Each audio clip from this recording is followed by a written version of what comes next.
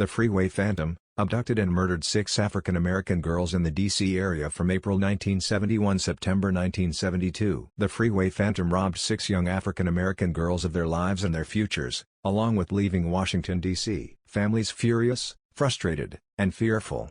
The abductions and kidnappings escalated in their brutality before they abruptly ceased 16 months after they began. Despite the eventual buzz around the case, Watergate diverted the attention of police officers, detectives, and the FBI, and the case has never been solved. On April 25, 1971, at 7 p.m., Carol Spinks, a 13-year-old girl, left her home to walk to a 7-Eleven store half a mile away. It wasn't dark outside yet, and she bumped into her mother on her walk. Her mother reprimanded her for going out by herself and told her to come straight home once she got groceries, TV dinners, bread, and soda, as requested by her younger sister. After leaving the store, she wasn't seen again until her body was discovered 6 days later by an 11-year-old boy who flagged down a police officer after stumbling across her body in a grassy embankment next to I-295. She was fully clothed but missing her shoes. Police determined she was raped and strangled, and that she had been dead for 2 to 3 days. Months later, on July 8, Darlenia Johnson, a 16-year-old girl with a summer job at Oxon Hill Recreation Center, left home around 10:30 a.m. to go to work. She lived only a few blocks from Carol and walked by Carol's former home on the way to work. She never arrived for her shift. 11 days later, her body was discovered by a telephone company worker in heavy brush along I-295. Her body was dumped a mere 15 feet away from where Carol's was found. Like Carol, she was fully clothed but missing her shoes. Darlenia was in a state of advanced decomposition, but the coroner could determine that strangulation was the cause of death. A mere 8 days after the discovery of Darlenia's body, Brenda Crockett, a bright and responsible 10-year-old girl, walked to the Safeway grocery store 5 blocks from her home to purchase dog food and paper. After an hour, her mother left home to search for Brenda. 3 hours after Brenda left home, the phone in her home rang. Her 7-year-old sister, left behind with her mother's boyfriend, answered the phone. Brenda was on the other end, crying. She told her, "A white man picked me up, and I'm heading home in a cab." Brenda indicated that she thought she was in Virginia, but that was at least 200 miles away from her home and only 3 hours had passed. Today, police believe those details were meant to fool investigators and give her abductor more time. The phone rang again minutes later, and Brenda's mother's boyfriend answered. Brenda repeated the description of who she was with and blurted out, "Did my mother see me?" He was confused since Brenda claimed to be in Virginia, far away from home. He heard footsteps in the background before Brenda quickly said, "I'll see you," and hung up the phone. Hours later, Brenda's body was found by a hitchhiker along Route 50, dumped in plain view to draw attention. Brenda was lying on her back, with the scarf used to strangle her left tied around her neck. She was wearing all of her clothes but did not have shoes. She had been raped, strangled, and dumped. Months later, on October 1, a 12-year-old girl, Nanamoshia Yates, left her parents' home at 7 p.m. to walk to the Safeway grocery store at the end of her street to purchase flour, sugar, and paper plates for her father. She made her purchases and left the store, but never made it home. A mere 2 hours after she left home, Nenamoshia's body was found by a hitchhiker along Pennsylvania Avenue. She was wearing all of her clothes but did not have shoes. She had been raped and manually strangled, and was still warm when found. Only after Nenamoshia's murder did police state they believed all of the murders were the work of a single serial killer. It was also at this point that the Freeway Killer moniker was coined by a local newspaper. In the subsequent canvassing of the surrounding neighborhood, a neighbor revealed that they saw Nanamoshia get into a blue Volkswagen but thought nothing of it, since it looked identical to her father's wife's car. A grocery store clerk also told police that he found the same items she purchased, flour, sugar, and paper plates, abandoned on the street outside of the store minutes after she left. A month later, on November 15, Brenda Woodard, an 18-year-old girl, left her home at 6:30 p.m. to attend an evening class at Cardozo High School. Once class ended, she went to grab dinner with a classmate at Ben's Chili Bowl. They boarded a bus together but parted ways when she needed to switch buses to make it home. She was found at 5 a.m. the following morning by a police officer. Brenda's body was lying in a grass embankment off of the Baltimore-Washington Parkway. She was wearing all of her clothes, including a pair of black boots. Brenda had been raped and stabbed 6 times, which investigators considered to be overkill. In her pocket, there was a note that read, "This is tantamount to my insensitivity to people, especially women. I will admit to others when you catch me if you can." Freeway Phantom. The handwriting on the note matched Brenda's, so police assumed that the Phantom forced her to write the note. The note also alerted Brenda to the killer's plans, giving her time to mentally prepare for the attack.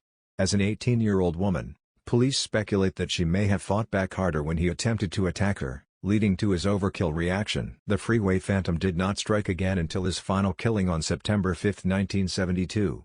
Diane Williams, a 17-year-old aspiring model, spent most evenings with her boyfriend. At the end of their nights together, he would walk her to the bus stop and kiss her goodnight. That night, Diane never made it home. A trucker found Diane's body on a grassy incline near I-295 approximately 2 miles from her home. She was wearing her clothes and barefoot, but her shoes were placed alongside her body. She had been raped and strangled. Police recovered semen from her clothes but initially dismissed it after assuming Diane had intercourse with her boyfriend the previous night. In reality, that did not occur. Years later, the semen sample was sent to the MD State Police, where a catastrophic mishandling of evidence occurred. The state police sent the sample to the FBI, who then returned it to the MD State Police again years later after not testing it.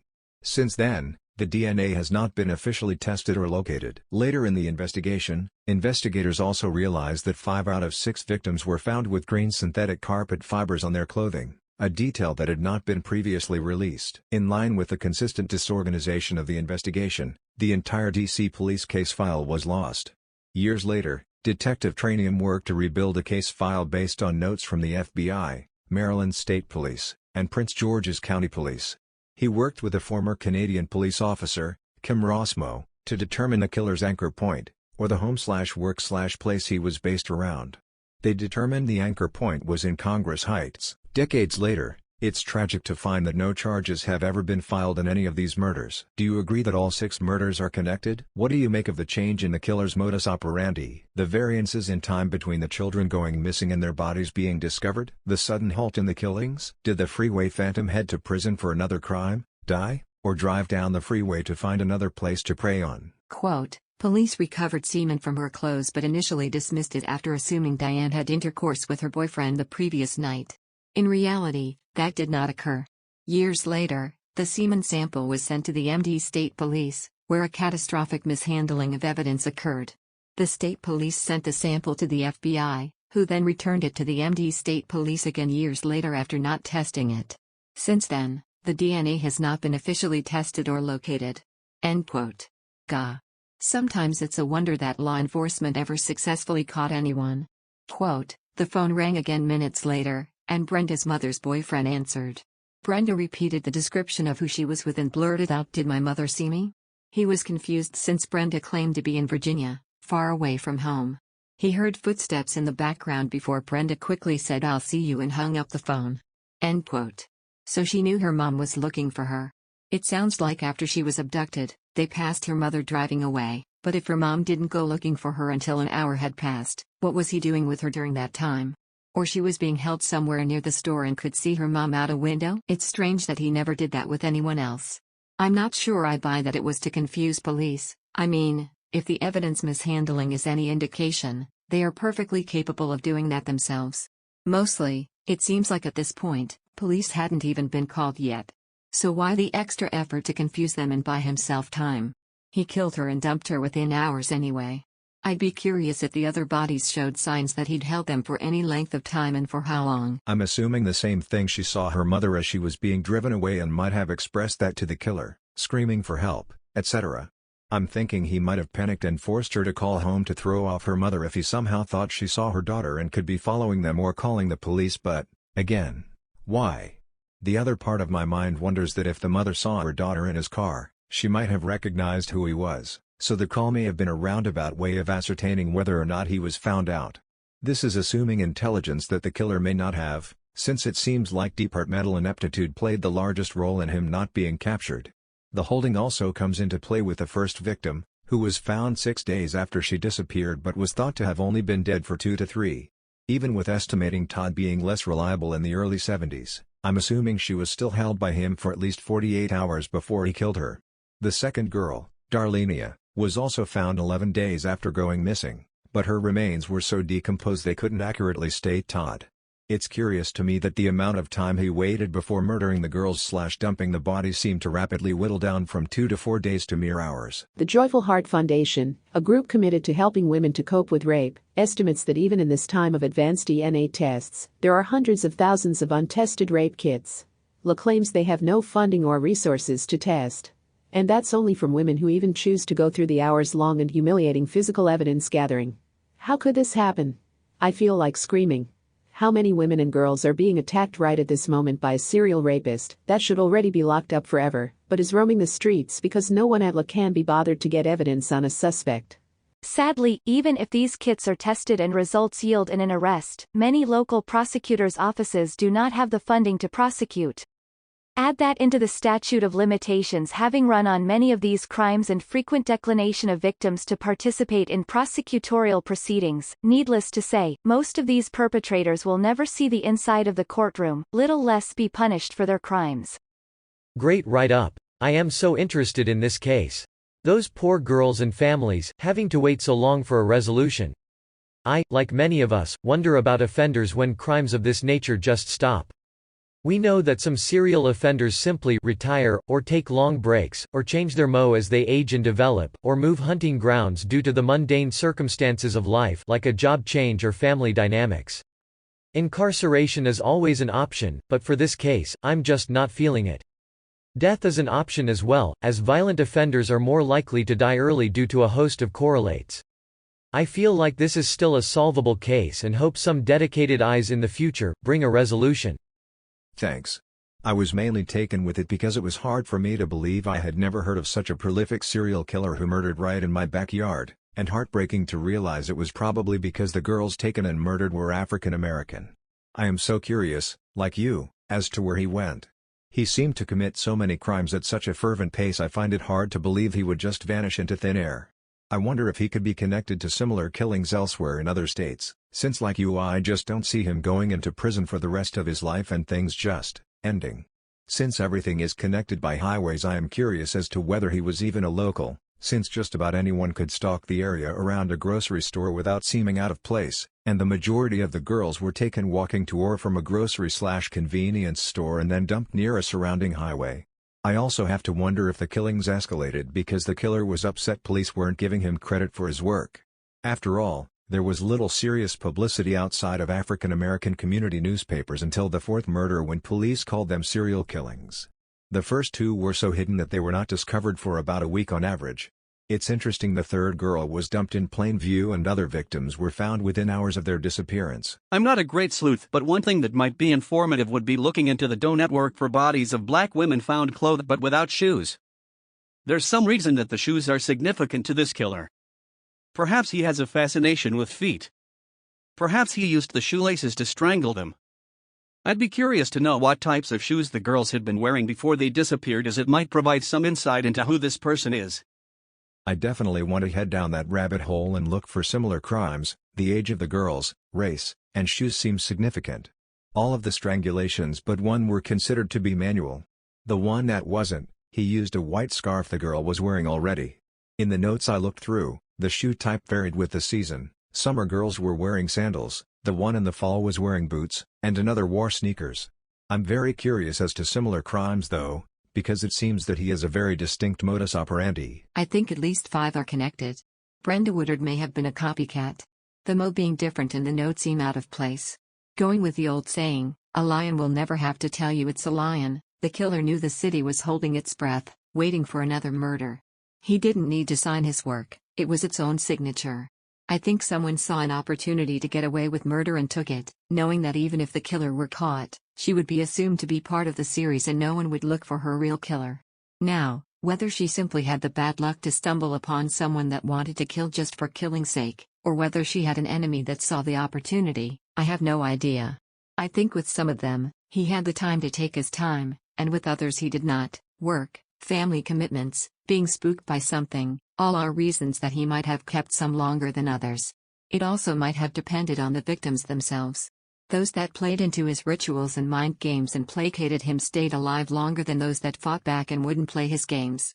I feel out of all of them, the one that grabs me the most, personally, is Brenda Crockett. It feels almost as if she were speaking in a code that no one else picked up on. This is not meant with ill intentions, but Oxon Hill is not 200 miles to Virginia. Oxon Hill is in Maryland and very close to DC, therefore very close to Virginia. I could have missed a particular detail about the call, so please help me understand. I have the feeling this was the work of one person who had it out for young females, especially African American women. If I was investigating this case, I would go over a list of sex offenders who lived in the areas where the victims lived, as well as check to see if there was any commonality between the victims other than what happened to them. Often people are killed by those they know, so maybe the girls all knew one person. As to why the crime stopped, well, hopefully the killer was caught for a different crime, but I fear they may still be out there. Since this case is my new obsession, I started digging through news reports, and in regards to the younger Brenda asking, "Did Mom see me?" it now seems like less of a coded message. It turns out that when she had called the house the first time, her younger sister had told her that Mom wasn't there, because she was out looking for Brenda, so when she called the second time, she asked, "Did Mom see me?" The police know who did these series of murders and rapes. An inmate from then Lorton prison, now converted into apartments and an art gallery, gave inside details about a man, unnamed, that only the killer would know. He said he would keep cooperating if the police kept him anonymous, but they didn't, due to an election going on. The police announced that they had a suspect and information from an inmate in Lorton prison. After this media release, the informant refused to answer questions. The police botched this case, they don't give a fuck. DCMD police suck ass. It's another reason why our Alicia Rudd case probably hasn't been solved. It's like they don't try. I mainly didn't include this information because, despite them receiving inside information and making the press release, every detective that has worked on this case has their own pet theory, most of which aren't listed on Wikipedia. Lloyd Davis, another homicide detective, had his own theory that the Phantom was a previously convicted murderer named Robert Askins. Brenda Woodward's murder seems like, if any of them, would be one that was either unrelated or it was more personal, i.e. the killer knew her. The reason it seems strange/unrelated is because she still had her boots on, all the other victims had had their shoes removed, almost as though it were a ritual for him to remove them. Serial killers rarely deviate from these sort of rituals, their crimes do tend to escalate, which may be why he stabbed her and none of the others, or that she fought back, which was suggested. It could be that they were interrupted or heard someone coming, so Brenda tried to call out, he panicked and stabbed her. This seems less likely, because a person that either interrupted it or heard about a murder there after the fact would come forward. However, it could indicate a more personal relationship, as though he held more anger towards her, which is why he didn't just strangle her like the others. But it could also have been an opportunistic killing. The fact he got Brenda to write the note seems unnecessary, everyone would already assume that it was him. The fact he signed it the Freeway Phantom seems like he was making sure people thought it was him. That, combined with the fact the boots weren't removed and the stabbings, makes me think this could have been the act of a separate individual/copycat using the murders as an excuse to commit their own. But obviously it could be the killer was escalating and wanted more attention for his crimes. So, what's your theory about the Freeway Phantom? Do you think Brenda Woodward's murder is connected to the other murders? What do you make of the Lorton prison inmate who was starting to cooperate and give police information on the killer? Share your theory in the comments below. If you enjoyed this episode, please like it and subscribe. If you enjoyed this episode, please like it and subscribe. If you enjoyed this episode, please like it and